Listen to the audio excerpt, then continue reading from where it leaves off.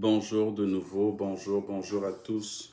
On continue, on plonge dans ce récit de Genèse et on suit le périple de Abraham. Et dans la dernière vidéo, on avait fait Genèse 15. Genèse 15, rapidement, on avait parlé de quoi? Oh, je ne m'en souviens plus rapidement. Oui, on avait parlé de la justice de Dieu. Et on avait parlé vraiment de Dieu qui était notre bouclier. Et on avait réalisé dans le fond que Dieu était celui qui se révélait pour nous montrer que c'est lui qui nous enfante, qui nous sort d'un lieu pour nous amener dans nos promesses. Je suis l'Éternel qui t'a sorti de Our en Chaldée. Je vous encourage à regarder cette vidéo, ça va t'encourager aussi. Aujourd'hui, nous sommes dans Genèse 16. Comme d'habitude, je ne parlerai pas de tout Genèse 16. Je vais parler de ce que je veux. Non, pas vraiment. Simplement ce qui m'a interpellé, ce qui m'a inspiré sur le moment. Une autre journée, tu peux relire le même chapitre et autre chose te saute aux yeux. Donc, je ne me prépare. C'est ça, je lis et ce qui me vient à cœur de partager, je vous le partage en espérant à chaque fois que ça vous encourage. Aujourd'hui, Genèse 16. Genèse 16, c'est quoi? C'est Sarah qui propose à Abraham d'aller vers sa servante Agar pour avoir un fils. Et ensuite, Agar tombe enceinte. Agar s'en enorgueillit du fait qu'elle soit enceinte et méprise sa maîtresse, Sarah. Sarai encore. Elle n'est pas encore devenue Sarah. Et, euh, et ensuite, elle la chasse. Agar s'enfuit et elle se retrouve perdue. Dieu l'interpelle et il y a un échange entre elle et Dieu, un moment de révélation. C'est le chapitre 16, grosso modo. J'aimerais mettre ici une emphase sur quelques points. Ce que j'aimerais nous dire pour commencer, c'est que c'est très important alors qu'on lit des chapitres, surtout au commencement, surtout Genèse, et je dirais vraiment les 5 premiers livres en particulier, de Genèse à Deutéronome, euh, Dieu introduit beaucoup de choses nouvelles. Et c'est important de prêter attention à comment Dieu nomme les gens, nomme les lieux, nomme même des événements. Je donne quelques exemples ici. Au verset 8 de Genèse 16, est-ce que c'est... non, je me trompe. Oui, Genèse 16, verset 8. Et il lui dit, Agar, servante de Sarai, d'où viens-tu et où vas-tu? Et elle répondit, je m'enfuis de la présence de Sarai, ma maîtresse. C'est subtil, mais ici, Agar est présentée comme la servante de Sarai. Donc, Sarai est sa maîtresse. Mais plus loin, quand Sarai va devenir Sarah, Agar ne sera plus présentée comme sa servante et elle ne sera plus présentée comme sa maîtresse. Agar va être présentée beaucoup plus comme l'Égyptienne. Agar l'Égyptienne. Donc, alors que Sarah change de nom, de statut, Agar aussi change de nom. Pourquoi? Et ça, c'est des questions qu'il faut qu'on se pose. Ça nous permet de comprendre autre chose que le texte n'explique pas, mais ces changements-là suggèrent quelque chose qu'on peut comprendre. Donc, il y a beaucoup de choses que le texte ne dit pas explicitement, mais comme il fait cette petite nuance, c'est à nous maintenant de comprendre le pourquoi de cette nuance. Ça, c'est juste un exemple. Un autre exemple, c'est le nom d'Ismaël, par exemple. Qu'est-ce que ça veut dire, Ismaël? Ça veut dire Dieu entend. OK, qu'est-ce que ça nous révèle alors sur Ismaël? Est-ce que Ismaël serait quelqu'un que Dieu entend? Possible. Et ainsi de suite. Et aussi, le nom que Agar va donner au puits, la Kairoi. On va y revenir, mais le puits de celui qui me voit. OK, qu'est-ce que ça veut dire? Pourquoi? Et là, on se pose des questions. Et ce lieu où était le puits est entre Kadesh et Bared. Que veut dire Kadesh? Que veut dire Bared? Ces deux mots, ces deux noms plutôt de lieux, ont une signification qui nous révèle autre chose dans le texte. Kadesh veut dire sainteté. Bared nous parle de quelque chose de froid, de froid. Donc, dans ce contexte-ci, qu'est-ce que ça veut nous dire? Et là, on réfléchit et le texte nous donne beaucoup plus d'informations.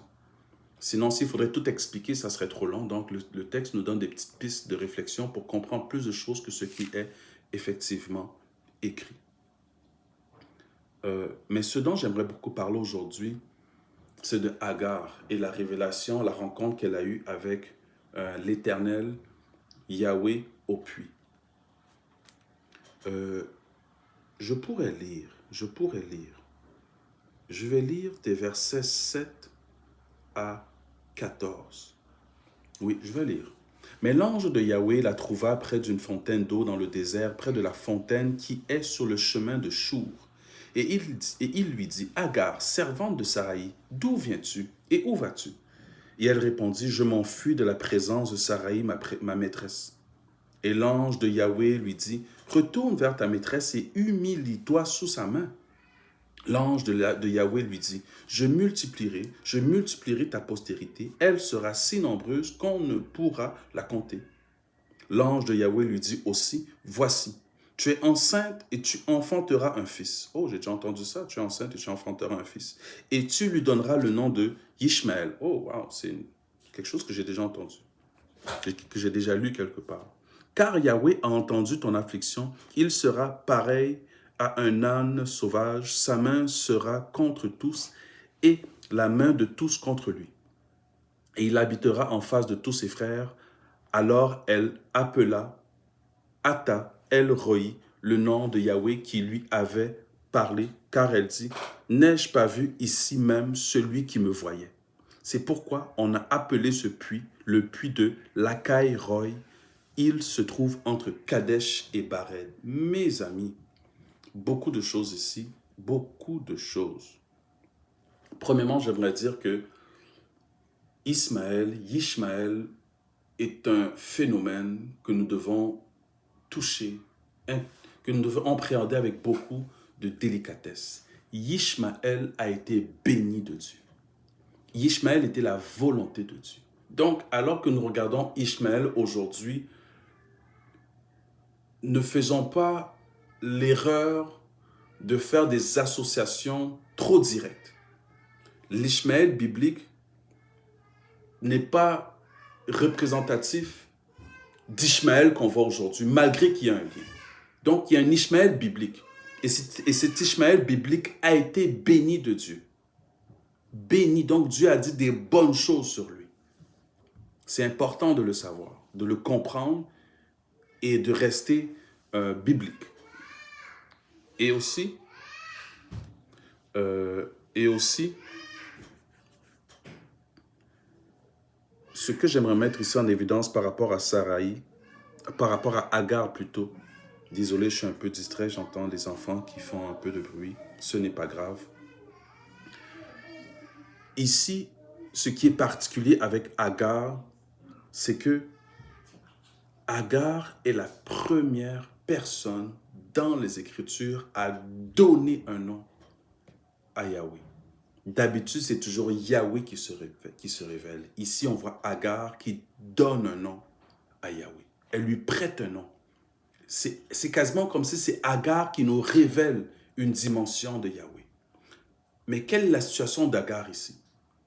Agar ici est persécutée, elle est rejetée, elle s'enfuit, elle est isolée. Et alors qu'elle est isolée, elle va vers un puits. Elle va vers la source. En fait, Agar n'a pas juste fui pour se perdre. Elle est allée à la source, elle est allée au puits. Un puits, c'est quoi? Le puits, c'est une source d'eau. Et les puits révèlent souvent la source qui est Dieu lui-même. Abraham creusa beaucoup de puits. Isaac vient, puis il creuse de nouveau les puits que son père avait creusés. Donc, les puits ici ont une autre signification plutôt. Et Agar va au puits, et au puits, Dieu se révèle à elle. Ce que j'aimerais te dire aujourd'hui, c'est que alors que tu es dans un temps de détresse, alors que tu te sens rejeté, alors que tu t'enfuis de tes oppresseurs, alors que tu t'isoles parce que tu ne sais plus vers qui te tourner, tu réalises que Dieu est là avec toi. Alors que tu le cherches, parce que tu as eu la sagesse de te tourner vers Dieu, Comme David qui s'appuya sur l'Éternel alors que tout son camp voulait le lapider parce que les Amalécites avaient volé leurs femmes et leurs enfants. David se tourne vers Dieu. Ici, Agar a eu le même réflexe. Elle s'est tournée vers le puits et Dieu s'est révélé à elle à ce moment-là. Dans ton temps de détresse, est-ce que tu sais que Dieu te voit? Mais va vers lui et il va se révéler à toi. Il va se révéler à toi. C'est ce que je veux mettre ici en évidence. Dans tes temps de détresse, dans tes temps de solitude, va vers la source et il va se révéler à toi. C'est un moment propice pour que Dieu se révèle à toi parce qu'il est derrière les opprimés. Il est derrière les opprimés. Il ne dédaigne pas un cœur brisé et contrit. Ici, on parle de Agar. Pourtant, Dieu se révèle à elle. Et c'est ça que j'aimerais mettre en évidence ici. C'est ça que j'aimerais nous rappeler. Dans ta détresse, tourne-toi vers lui. Toujours, toujours, toujours, que ce soit ton premier réflexe. Et il se manifestera à toi au puits entre Kadesh et Bared, ce moment froid, ce moment de douleur, parce que tu t'es tourné quand même vers sa sainteté. Amen, amen. C'est tout ce que je voulais nous partager aujourd'hui. Soyez bénis, soyez toujours encouragés et nous allons poursuivre avec le périple de Abraham et nous allons pouvoir, si Dieu le permet, soutirer des choses pour notre marche, pour notre marche. Amen, amen. À la prochaine. Bye bye.